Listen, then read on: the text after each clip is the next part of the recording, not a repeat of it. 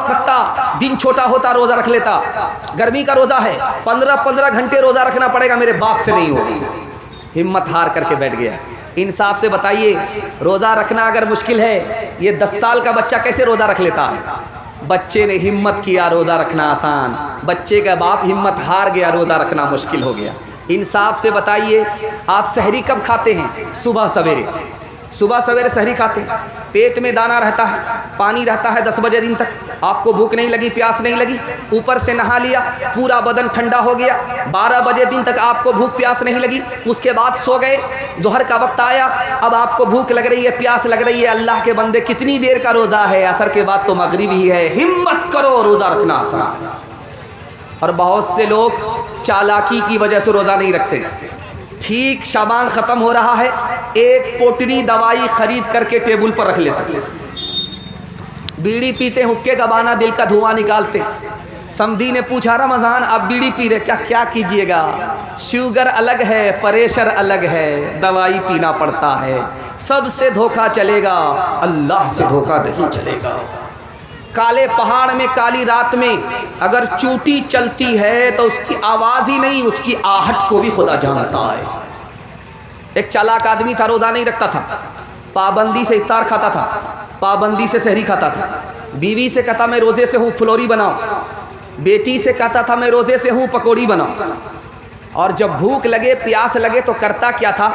लुंगी और गमछा लेकर के दरिया के किनारे आता और डुबकी मारता, मुंह खोल करके जी भर के पानी पी लेता था। 99 दिन चोर के, एक दिन कोतवाल का। एक दिन प्लान के हिसाब से आया, भूख लगी, प्यास लगी, लुंगी पहन करके, गमछा उतार करके जैसे ही डुबकी मारी, मुंह खोला, टेंगड़ा मछली मुंह में घुस गई। ऊपर का कांटा ऊपर, नीचे का कांटा नीचे, मुंह बा दिया। डॉक्टर के पास जब लाया गया तो कहा, किस मनहूस को लेकर के आए हो? मछली का, कच्ची मछली मुंह में और कांटा ऊपर और नीचे, बात क्या है? तब लोगों को समझ में आया, घोटाला करता था, रोज़ा नहीं रखता था, पाबंदी से इफ्तार खाता था, ऊपर से फिट फाट था, नीचे से मकामा घाट था। एक ख़ास बात बताने के लिए जा रहा हूँ। एतकाफ़ के लिए 20 रमज़ान में आदमी नहीं मिलता। ढूंढिए पूरे मोहल्ला में कि कोई एक आदमी बैठे, एक जवान नहीं मिलेगा आपको। क्यों? मोबाइल देखने की फुर्सत है उसको, नेकी कमाने की फुर्सत नहीं है। अब किसको ढूंढा जाता है? ढूंढ करके रिटायर बूढ़े को लाया जाता है, जो पूरे मोहल्ले में सबसे ज़्यादा रिटायर है, उसको ला करके बैठाया जाता है कि आप तो फ्री हैं, बीड़ी पीते रहिएगा, एतकाफ़ में बैठे रहिएगा। अब उनको लाया जाता है, जो बूढ़ा अपना बोझ नहीं उठा पाता, उसको किराए में लड़के बिठाया गया है पूरे मोहल्ले का बोझ उठाने के लिए। मुसलमानों ने एतकाफ़ का तमाशा कर दिया। और हमारी तरावी कितने दिन में ख़त्म हो जाती है? 10 दिन में। तरावी कितने दिन में ख़त्म हो रही है? 15 दिन में। अल्लाह का बंदा, ये तरावी ख़त्म नहीं हो रही है, कुरान ख़त्म हो रहा। तरावी तो चाँद से शुरू होती है, चाँद पर ख़त्म होती है, ये ख़त्म कुरान हो रहा है। 20 रमज़ान से पहले छुट्टी हो गई, कोई भी नमाज पढ़ने के लिए मस्जिद में नहीं आ रहा है, बाज़ार में कपड़ा ख़रीदने के लिए जा रहा है, मस्जिद में नहीं आ रहा है। रात आई शबे क़दर की 21वीं को, 23वीं को, 25वीं को, 27वीं को, 29वीं को, और ये बदनसीब अपने दामन को नेकी से भर नहीं सका, धोबी के गधे से बदतर रहा, न इधर का रहा न उधर का। एक ख़ास बात, रमज़ान में तरावी के लिए कमेटी बैठती है, प्लान होता है, ऐसा हाफिज़ चाहिए जो रेला हाफिज़ हो, रेला, एक दिन में दिल्ली पहुंचा दे, राजधानी हो, शताब्दी हो, तमाम अंधों में काना राजा। एक हाफिज़ आ गया, उसने कहा आप लोग तरावी सुनना चाहते? कहा हाँ। कहा कितने दिन में सुनना चाहते? कहा आप कितने दिन में सुना सकते? कहा एक दिन में आप हमारे पीछे आँख बंद कीजिए, हम आपको सीधा दिल्ली पहुँचा दें। बोला नहीं, बहुत भारी हो जाएगा, 3 दिन में ख़त्म कीजिए। पहला दिन आया 10 पारे हो गए, दूसरा दिन आया 20 पारे हो गए, तीसरा दिन आया तो ऐलान किया मुबारक हो, तरावी ख़त्म। एक आदमी पीछे तरावी सुन रहा था, उसको सूरह यासीन याद था।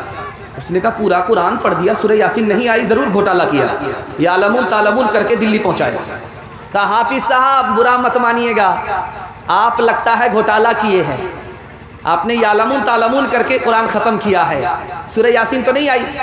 तो ये समझ गया मेरी चोरी पकड़ी गई, अब ये निकलने का रास्ता तलाश कर रहा है। ये कहता आपने बिल्कुल सही कहा, मैंने जानबूझ करके छोड़ दिया था। सूरह यासीन जिंदा पर नहीं पढ़ी जाती है, मुर्दा पर पढ़ी जाती है। अगर मैं खड़े खड़े पढ़ देता, आप लोग खड़े खड़े होते तो सब लोग घोलट जाते, सबका जनाजा उठ जाता, इसलिए छोड़ दिया था। मुसलमानों संभल जाओ, संभल जाने का वक्त आया, बहुत सोए हो तुम अब होश में आने का वक्त आया, बहुत सोए हो तुम अब होश में आने का वक्त आया। जला डाली थी तुमने कश्तियाँ उबलोस के साहिल पर, मुसलमान फिर तेरी तारीख दोहराने का वक्त आया। जहाँ से 313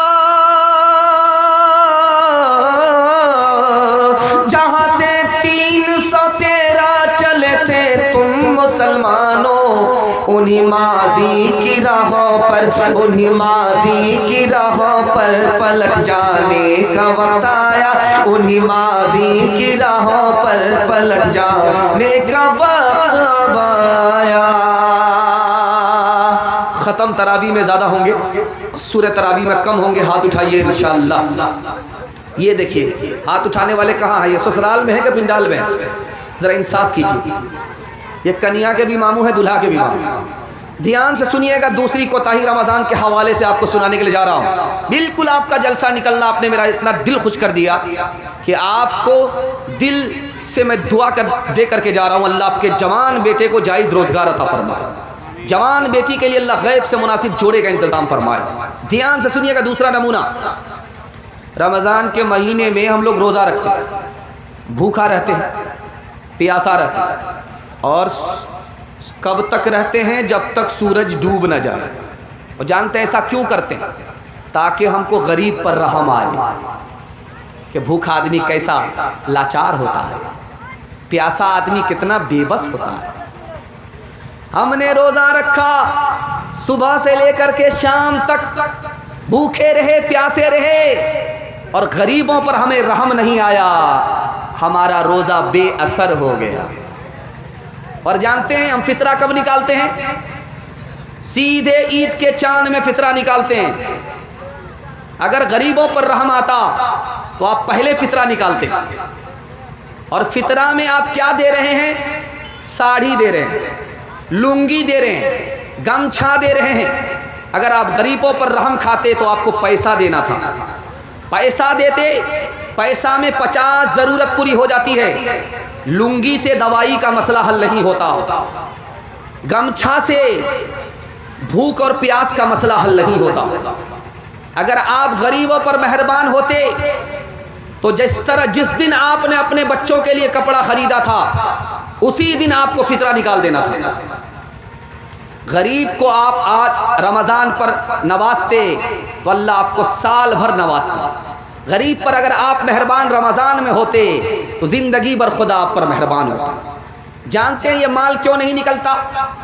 गरीबों के लिए, बच्चों के लिए हम हर फरमाइश पूरी करने के लिए तैयार हैं, लेकिन गरीबों के लिए पैसा क्यों नहीं निकलता? जानते हैं इसकी वजह यह है, हमको पैसे से मोहब्बत है, औलाद से मोहब्बत है, बीवी बाल बच्चे से मोहब्बत है, और हम कंजर और कंजूस और मक्खी चूस हो चुके। इसलिए गरीबों के लिए हाथ जेब में तो जाता है, लेकिन जेब से पैसा लेकर के बाहर नहीं निकलता। एक मिसाल पर पैगाम ख़त्म कर रहा हूँ, बहुत ध्यान से आप इसको सुनिएगा। फ़कीर के पास कौन सी दौलत है? अमीर के पास ये रुपया पैसा है। आपने देखा झोली भर दी गई, मस्जिद का ताबुन था, झोली भर दी गई। अल्लाह इस मस्जिद को आबाद रखे, आपको भी इस मस्जिद से महरूम ना फरमाए। ये पैसा अमीर के पास होता है। और गरीब के पास कौन सी दौलत होती है? आपका दिल बहुत मजबूत होगा, आप गरीब को कभी उंगली नहीं दिखाएंगे, गरीब पर आप मेहरबान होंगे। गरीब के पास जो दौलत होती है वो अमीर के पास भी नहीं होती। अल्लाह ताला जब गरीब को बुलाएगा क़यामत में तो बोलेगा मैं तुमको जन्नत में भेज रहा हूँ। लेकिन एक सवाल का जवाब दो, दुनिया में जब तुम भूखे थे तो खाना कौन खिलाता था? दुनिया में जब तुम्हारे पास कपड़ा नहीं था तो कौन पहनाता था? तो गरीब बोलेगा एक मालदार था, मेरा पड़ोसी था, मेरा भाई था, मुझे भूखा नहीं रखता था, खाना खिला देता था, मुझे नंगा नहीं रखता था, कपड़ा पहना देता था।